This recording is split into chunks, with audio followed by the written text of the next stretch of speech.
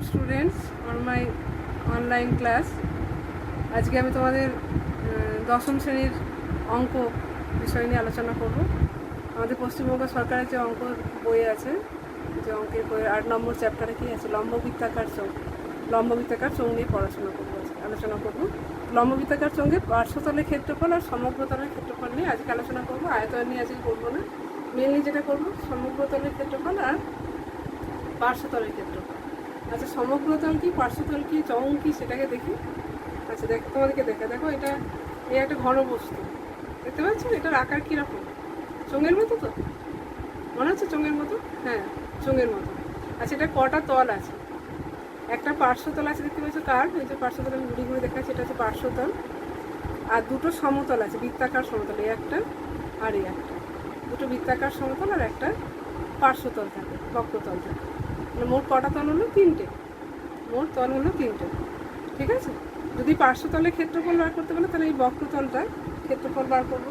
আর যদি সমগ্রতল বলে তাহলে এই বক্রতল, কখনো কখনো এই ভূমিতল এটাকে বলে, আর এটা ঢাকনার তলটা, দুটোর ক্ষেত্রফল মিলে করতে হবে। আচ্ছা, কখনো কখনো এমন কন্টেনার থাকে তাতে ঢাকনাগুলো খোলা থাকে, তাহলে তখন ঢাকনার ক্ষেত্রফল বার করবো না, তখন কী করবো? পার্শ্বতলের ক্ষেত্রফল আর ভূমির ক্ষেত্রফলটা বার করবো। আর যদি ঢাকনার সমেত বলে তাহলে ঢাকনার ক্ষেত্রফলও বার করবো। আচ্ছা, ক্ষেত্রফল দিয়ে কি বোঝাতে চাই আমরা? ক্ষেত্রফল কি জিনিসটা? ক্ষেত্রফল মানে ধরো এটাকে তোমাকে একটা রঙিন কাগজ দিয়ে মুড়তে হবে। কতটা কাগজ তুমি দোকান থেকে কিনবে, কাগজ দিয়ে মুড়ে, মানে পুরোটাকে শুধু কাভার করবে, ভেতরে কিছু ঢোকাবে, শুধু এটাকে কাভার করবে, চারপাশটাকে মুড়ে দেবে। অথবা এটাকে পেন্টিং করতে হবে, কতটা কালার লাগবে, কতটা এরিয়াকে তোমাকে পেন্টিং করতে হবে, সেটা হচ্ছে ক্ষেত্রফল। ক্ষেত্রফল মানে কতটা জায়গা তুমি বোঝাতে চাইবে, ঠিক আছে। আচ্ছা, সমগ্রতল মানে বুঝতে পারলাম তাহলে। আর পার্শ্বতল মানে এই বক্রতলটা আরেকবার বলে দিই।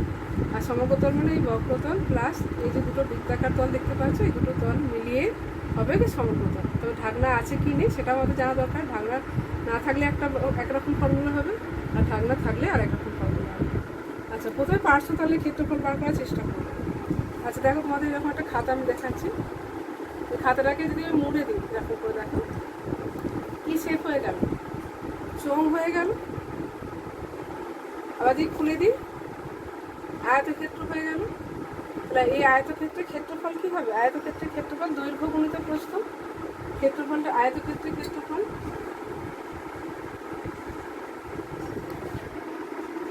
দৈর্ঘ্য গণিত প্রস্থ হয়।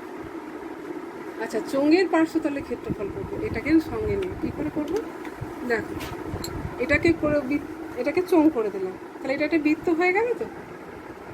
এই বৃত্তের একটা ব্যাসার্ধ থাকবে, একটা পরিধি থাকবে। এই বৃত্তের পরিধি কত হবে? ব্যাসার্ধ যদি আর হয়, বৃত্তের পরিধির ফর্মুলা তোমরা আগের ক্লাসে শিখে এসছো, 2πr। তাহলে এর পরিধি হচ্ছে 2πr, মানে কিনারার দৈর্ঘ্য হচ্ছে 2πr। এটাকে মিলে দিলে তো এটার দৈর্ঘ্য 2πrই থাকবে। তাহলে দৈর্ঘ্যের জায়গায় কি লিখতে পারি? দৈর্ঘ্যের জায়গায় লিখতে পারি 2πr। আচ্ছা, প্রস্থ মানে কি? দৈর্ঘ্যের জায়গায় আমি 2πr লিখলাম। প্রস্থ মানে কি? এর উচ্চতাটা তো, চোঙের উচ্চতাটা। তাহলে প্রস্থের জায়গায় কি লিখবো? উচ্চতা h। উচ্চতা h পেলাম। আর একবার বলুন, এটা একটা চোঙটা যখন হয়েছে তখন এটা একটু তলগুলো কীরকম হয়ে গেল? এই তলগুলো গোলীয় হয়ে গেল। এই গোলটার যদি ব্যাসার্ধ আর হয়, তাহলে এর কিনারার দৈর্ঘ্য কত হবে? 2πr। তাহলে এটাকে খুলে দিলাম, কি হয়ে গেল? এর দৈর্ঘ্য হয়ে গেল। দৈর্ঘ্যের জায়গায় তাহলে কী বলবো? 2πr বসিয়ে দিলাম। দৈর্ঘ্যের জায়গায় 2πr, আর প্রস্থের জায়গায় কত বসাবো? এর উচ্চতাটা বসাবো, অর্থাৎ চোঙটার উচ্চতা বসাবো। চোঙটাই তো প্রস্থের কাজ করছে এখন, চোঙের উচ্চতাটা এখানে প্রস্থের কাজ করছে। তার মানে কি, এটা গুটিয়ে দিলে আমি চোঙ পেয়ে যাচ্ছি, খুলে দিলেই আয়তক্ষেত্র পেয়ে যাচ্ছে। তাহলে আয়তক্ষেত্রের ক্ষেত্রফল যা হবে, চোঙটার পার্শ্বতলের ক্ষেত্রফল তাই হবে। তাহলে চোঙটার পার্শ্বতলের ক্ষেত্রফলের ফর্মুলা কী পেয়ে গেলাম? পার্শ্বতলের ক্ষেত্রফলের ফর্মুলা পেয়ে গেলাম। পার্শ্বতলের ক্ষেত্রফলের ফর্মুলা পেয়ে গেলাম 2πrh। 2πrh, আরটা হচ্ছে চোঙটার ব্যাসার্ধ, এইচটা হচ্ছে চোঙটার উচ্চতা। এই ফর্মুলাটা আমাদের কাজে লাগবে অঙ্ক করবো যখন। আচ্ছা, সমগ্রতলের ক্ষেত্রফল যখন বার করবো তখন কী করে করবো? এই তো পার্শ্বতলের ক্ষেত্রফল পেয়ে গেলাম, আর এই বৃত্তাকার তল দুটোর ক্ষেত্রফল, এই দুটো বৃত্তাকার তল তোমাকে কাগজ দিয়ে মুড়তে হবে না, এটাও তো মুড়তে হতে পারে। তাহলে এই বৃত্ত দুটোর ক্ষেত্রফল তো যোগ করতে হবে। তাহলে পার্শ্বতলটার ক্ষেত্রফল কত পেলাম? পার্শ্বতলটার ক্ষেত্রফল পেলাম 2πr/h। এর সঙ্গে আরও দুটো ক্ষেত্রফল যুক্ত হবে। এই বৃত্তটার ক্ষেত্রফল কত হয়? πr²। এটা তো একই বৃত্ত, এটারও ক্ষেত্রফল কত হবে? πr²। তাহলে দুটো πr² মিলে কত হয়ে যাবে না 2πr²। তাহলে এটা কার ফর্মুলা পাবো না সমগ্র তলের ক্ষেত্রফল। সমগ্র তলের ক্ষেত্রফল কার না চোঙের, লম্ববৃত্তাকার চোঙের লম্ববৃত্তাকার নামটা কেন হয়েছিল বলো তো? এখানে যে চোঙটা দাঁড়িয়ে আছে একটা বৃত্তের উপরে, এই যে বৃত্তটার উপরে লম্বভাবে দাঁড়িয়ে আছে, তাই লম্ববৃত্তাকার চোঙ। এই তলটা অন্যরকম আকারের নয়, বৃত্তের আকার, বৃত্তের উপরে দাঁড়িয়ে আছে। তাহলে পার্শ্বতলের ক্ষেত্রফলের ফর্মুলা হলো 2πr/h, আর সমগ্র তলের ক্ষেত্রফল 2πr/h প্লাস 2πr²। আচ্ছা, এখান থেকে 2πr কমন নেয় কখনো কখনো, h প্লাস r হয়ে গেল। আচ্ছা, ক্ষেত্রফলের একক কী হবে? একক হবে বর্গ সেন্টিমিটার অথবা বর্গ ডেসিমিটার অথবা বর্গ মিটার, এরকম এককে পাবো। আচ্ছা, তোমাদের বইয়ে 8 নম্বর চ্যাপ্টারে একটা অঙ্ক আছে, তোমাদের বইতে প্রয়োগে দিয়ে আছে। আমি অঙ্কটা পড়ে শোনাচ্ছি, তারপর তোমাদেরকে পড়ে দেখাবো। যে চোঙের ভূমির পরিধি, 1 নম্বর অঙ্ক, ভূমির পরিধি কত বলেছে? 44 মিটার।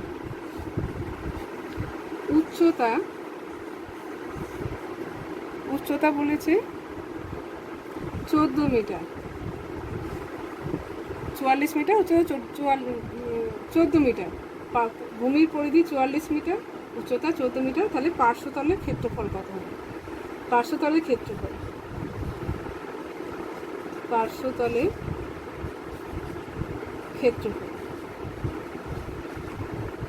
পার্শ্বতলের ক্ষেত্রফলের ফর্মুলা কি জানি? 2πr/h, 2πr into h। 2πr মানে কি? ভূমির পরিধি। 2πr মানে কি ছিল? 2πr মানে ছিল ভূমির পরিধি। তাহলে ভূমির পরিধি কত বলেছে? 44। আর এইচটা মানে উচ্চতা কত দিয়ে আছে? 14। 44 ইন্টু 14 বর্গ মিটার। এটা গুণ করে যত হবে তত বর্গ মিটার তোমাদের অ্যান্সার হবে। একটা অঙ্ক হয়ে গেল।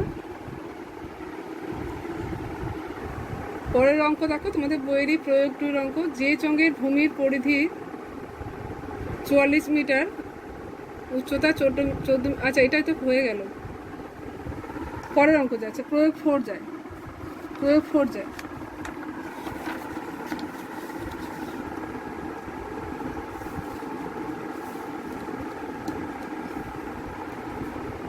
কি আছে? যদি কোনো ঢাকনা সমেত চোঙাকৃতি পাত্রের ভূমির পরিধি 22 ডেকামিটার, উচ্চতা 5 ডেকামিটার হয়, তবে ওই পাত্রের বাইরের সমগ্রতল রং করতে কতটা পরিমাণ জায়গা রং করতে হবে? যদি কোনো ঢাকনা সমেত চোঙাকৃতি পাত্রের ভূমির পরিধি 22 ডেকামিটার, উচ্চতা 5 ডেকামিটার হয়, তবে পাত্রের বাইরের সমগ্রতল রং করতে কতটা পরিমাণ জায়গা রং করতে হবে তোমাদের? আচ্ছা, একটু করি আস্তে আস্তে করে। সমগ্র কি করতে হবে? কতটা সমগ্র তলে রং করতে হবে, তাহলে সমগ্র তলের ক্ষেত্রফল বার করতে হবে। আচ্ছা, তার মধ্যে ভূমির পরিধি দিয়ে আছে এটা, আর উচ্চতা দিয়ে আছে। তাহলে এটা করবো কি করে? করি ভূমির পরিধি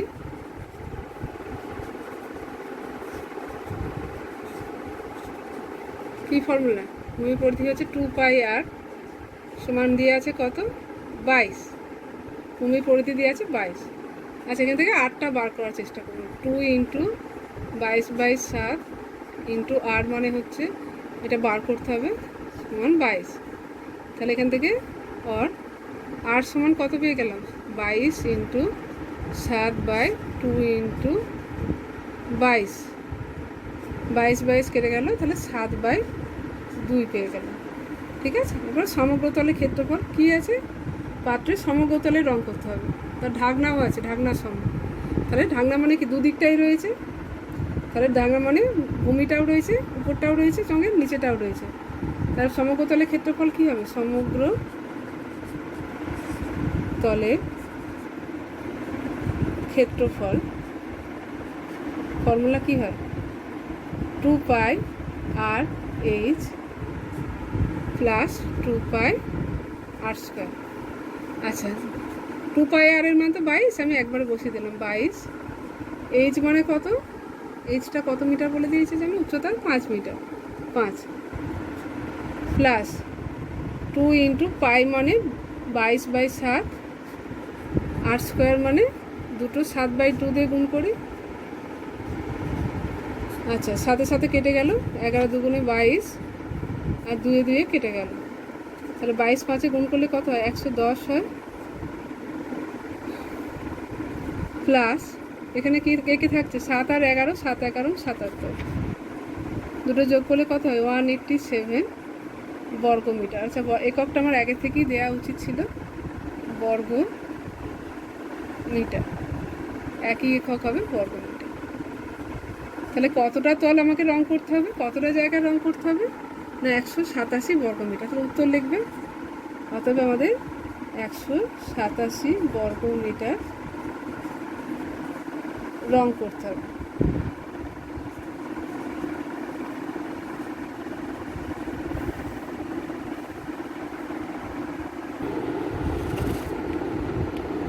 তোমাদের বইয়ের আরেকটা অঙ্ক দেখো, প্রয়োগ 6।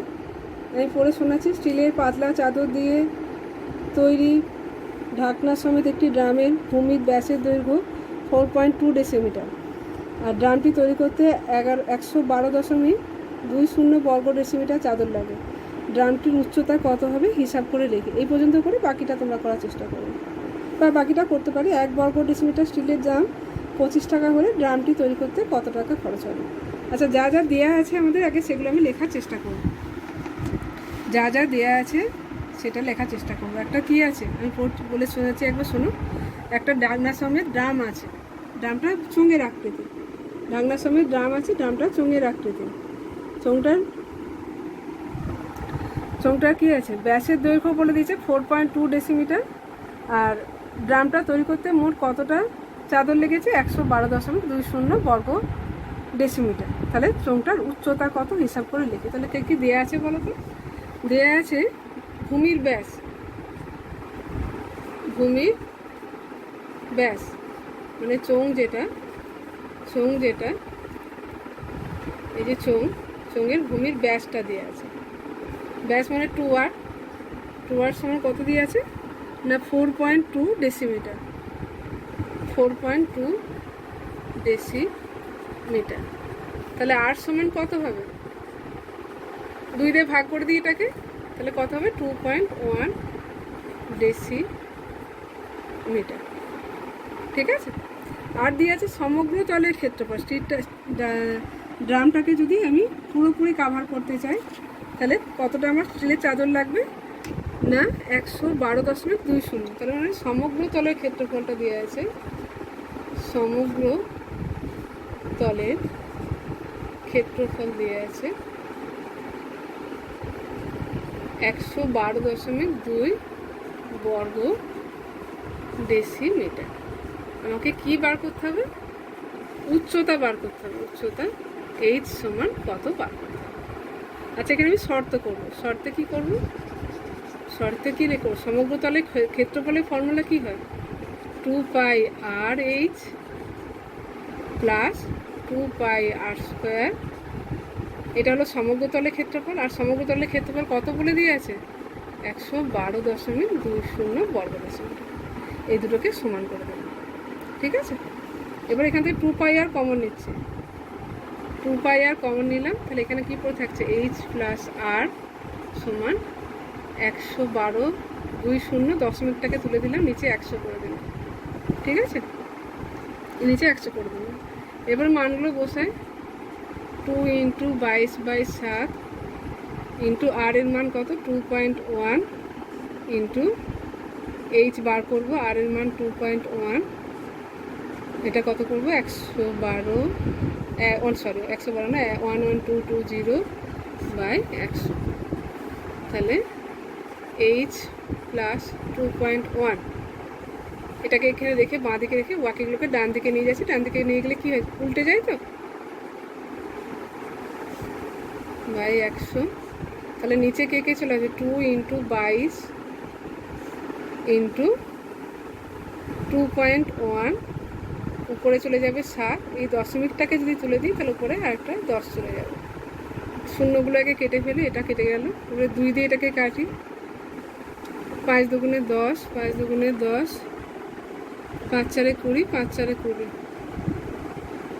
না 5, আচ্ছা 2 দিয়ে কাটবো না, আমি প্রথমে 2টা থাক, 11 দিয়ে কাটি। 11 দুগুণে 22, তাহলে 11কে 11 0, 11 দুগুণে 22। আচ্ছা তারপরে 2 দিয়ে কাটে, 2 দিয়ে কাটলে 51 হচ্ছে এটা। আচ্ছা এখানে 7 3 যা 21, 3কে 15 দিয়ে কাটলে 17, 3 17 51 হয়। তাহলে কী পেয়ে গেলাম, h প্লাস 2.1 সমান, কাটাকাটিটা নিজেদের মতো করে করো, এখানে তো অত বুঝতে পারছো না। 17/2কে ভাগ করলে কত হয়, 8 দুগুণে 16, 8.5 হয়। তাহলে h সমান কত হয়ে গেল, 8 পয়েন্ট, এইটা অঙ্কটা রয়ে গেছিলো, 8.5 মাইনাস 2.1 বিয়োগ করলে কত হয় 6.4। আচ্ছা তাহলে চোঙটার উচ্চতা কত বেরিয়ে গেল, চোঙটার উচ্চতা বেরিয়ে গেল কত, 6.4 ডেসিমিটার। চোঙের উচ্চতা বেরিয়ে গেল, এইচ সমান বেরিয়ে গেল, উত্তর লিখে দেবে 6.4 ডেসিমিটার। ঠিক আছে, এটা চোঙের উচ্চতা। আর একটা পার্ট ছিল 1 বর্গ মিটারের জন্য খরচ 25 টাকা। 1 বর্গ মিটারের জন্য খরচ 25 টাকা। তাহলে আমার এই যে পুরো এত বর্গ ডেসিমিটার চাদরটা তৈরি করতে কত খরচ হয়েছে। আচ্ছা এটা আমি শর্টে একটু করে দিচ্ছি। 1 বর্গ ডেসিমিটার,